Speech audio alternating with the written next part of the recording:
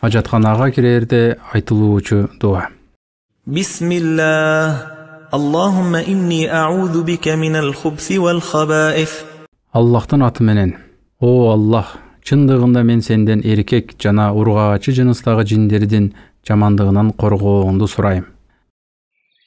Сальман, Аллах андан ыраазы болсун, айтты.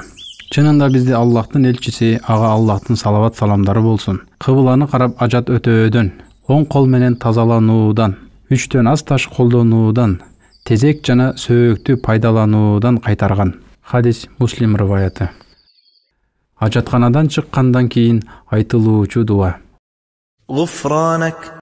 О Аллах, күнөөлөрүмдү кечиргин. Айша энебиз, Аллах андан ыраазы болсун, айтты. Пайгамбар ага Аллахтын салават саламдары болсун. Тааратканадан чыкканда, о Аллах, күнөөлөрүмдү кечиргин деп айтаар эле. Хадис Тирмизи рываяты. Жин шайтандар жаман ыплас жерлерде болгондуктан, Аллахтан коргоо сурап кирсек, алар зыян кыла албайт. Ошондуктан ажатканага киргенде жана чыкканда дуаларды калтырбай айтып жүрүү зарыл.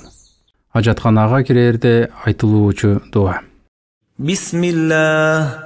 Аллахумма инни а'удhu бика минал хубси вал хабаиф.